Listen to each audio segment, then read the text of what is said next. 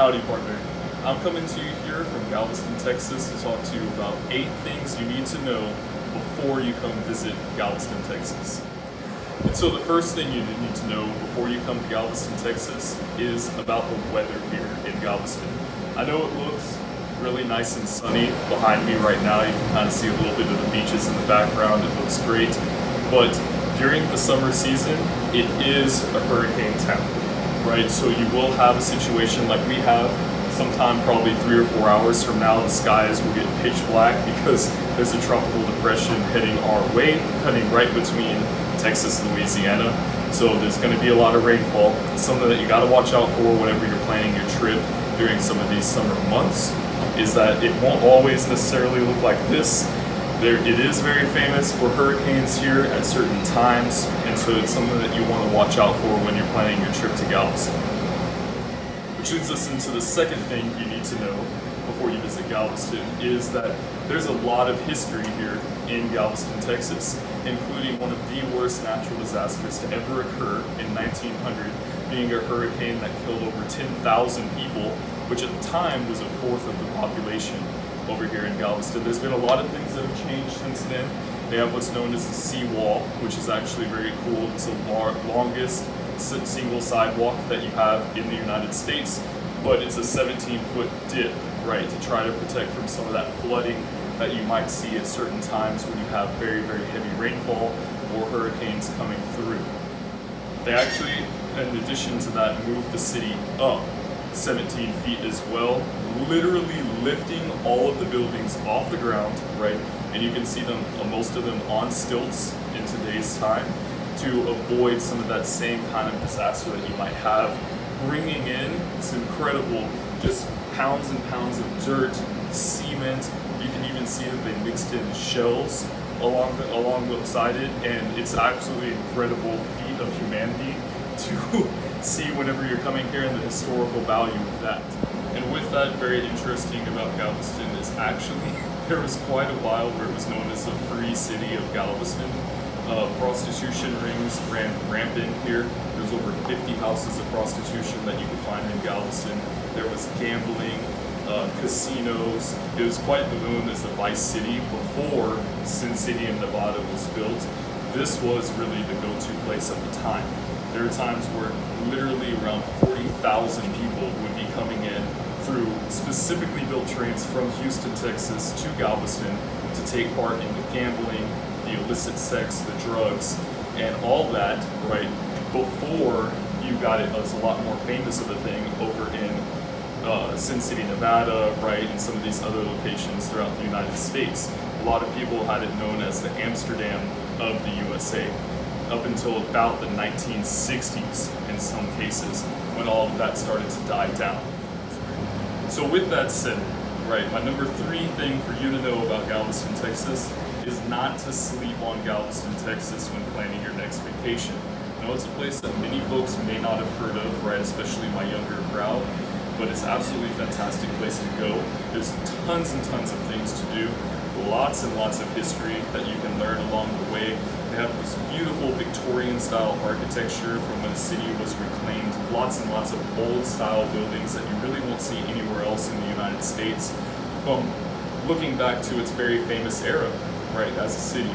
There's going to be attractions. You have things like the Pleasure Pier, you have the Seawall Walk, you have sandy beaches and things, plenty of things to do to take up your time.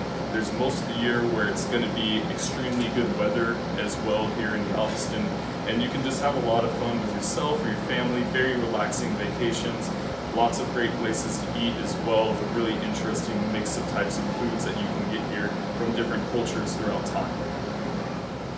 And I would be remiss if I didn't mention the all-encompassing glory of the Moody Gardens that you can find here, built up by one of the more famous families from Galveston for a long time ago, right? The Moody Gardens are an incredible place that you can go see a lot of wildlife and preservation of wildlife, right? And the efforts around that. They're built in these famous glass pyramids. It's something that I would not recommend missing on a trip to Galveston, something that you might not expect to see here, but an absolutely incredible thing to see if you can add it into your visit. The fourth thing for you to know about Galveston, Texas is that it's actually a relatively affordable place to go on vacation. Outside of tickets to the Moody Gardens, really, you can find a lot of affordable hotels literally right here on the beach, right within walking distance. You only need to really get out into your car. The food here, I haven't seen or had anything that's been really ridiculous or costing an arm and a leg, if you will.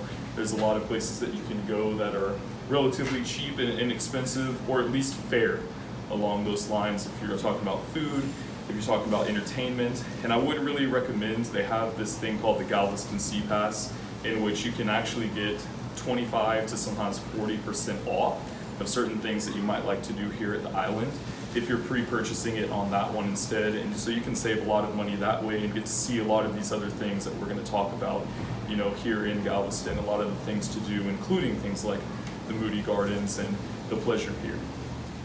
So the fifth thing that you need to know before coming to Galveston is to take some of the tours in Galveston, Texas, right? So there are things like ghost tours that you can have here, and there are actually a plethora of options on that, where the 10,000 people, like I mentioned, that died here, there wasn't really a great way to handle that. So there were many bodies buried in mass graves, bodies buried on top of other bodies in graveyards, and bodies that were burned, which was actually the most effective way for folks taking care of them back in 1900, believe that or not. So if you believe in that, there could be a lot of trapped spirits and eerie situations that you can see. I'd recommend taking a tour. You can hear all about it in some of the most haunted houses in the United States of America. And with that, you can also go on tours for their red light district, right, which is based on these red lights that the railroad workers would use whenever they bring all the folks in to come to those houses of prostitution back in the early to mid 1900s, whenever it was the biggest prostitution ring in all of North America. They can tell you all about it in way more detail than I ever could, but is very interesting and unexpected, something that I know I'd never really heard of before, but still a really interesting part of the story of America and, of course, Galveston Island. And the sixth thing that you need to know before you come to Galveston is all about the beaches of Galveston, Texas. While yes, you're not going to have the crystal clear waters of, say, a Miami or a Croatia, right, when you're here, you will have sandy beaches that go on for miles and miles and miles all the way down the island. When you bring your family here yourself, you'll never feel cramped on the beach because there's always much more space that you can walk into. You're never going to be literally sitting beach towel on top of beach towel right next to each other on the beach. There's plenty of room, right? You can have your own little bubble to enjoy yourself out there. You can even, like is famous on a lot of Texas beaches, drive your vehicle up onto the beach as well. It makes it extremely easy in a lot of ways. There's plenty of areas to do that. Piers to go out on as well. It's a very unique situation to Galveston to have so much space and so much sandy beach going all the way down. Something that you'll really enjoy and need to know about before you come here. The seventh thing for you to know before you come to Galveston, Texas is that their public transportation won't take you very far, so do be ready to parallel park when you come here to Galveston. The parking on the beach all the way to parking downtown when you're in the Strand historical downtown district, right, to even going through some of the residential neighborhoods is all parallel parking. It is an island, so space is very restricted, and that's the way they've decided to go about it. I know it's something that a lot of folks, especially my American travelers, won't know to expect when they come to a location, but you do need to be ready to parallel park and things like that. It will cost you a little bit of money, but is fairly reasonable, right? You're talking about if you're parking downtown, maybe like $1.75 an hour, right? That you can do simply through their app, right, on the phone, or you can still pay at the meter like you always could before. And the number 8 thing that you need to know before you come to Galveston, Texas is that you will be getting that Southern hospitality here. The folks are extremely friendly, right? And that's actually something that they're very well known for historically, is being a very inclusive type of place well before its time, even early on in the late 1800s and 1900s, right, is a very family-friendly and inclusive environment. We saw that particularly at places like the Bryan House, which went on and on about all of the famous parts of Texas history. Another place that I really recommend going to while you're here.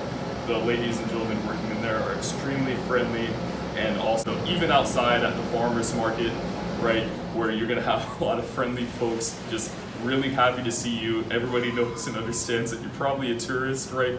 But nobody ever treats you that way when you're here, going into restaurants, into any of the nightlife that you might find, right, out onto the beaches. Service is really, really, really a big go-to point for coming to Galveston, and something that you need to know to expect that you're gonna have a great time while you're here in Galveston with the service that you'll be getting. And so as you can see from these 8 things, Galveston, Texas is an absolutely great place to come and visit and to write into your next vacation. It's somewhere you're gonna feel very welcome, somewhere that's relatively affordable as well, somewhere with a fantastic deep history, along with that beach that you're so looking forward to lay out and relax, take yourself away from work for a little while. So go ahead, bring out your wife and your kids, your family, your dog, your boyfriend or girlfriend from down the street, because y'all have an absolutely great time here in Galveston, Texas.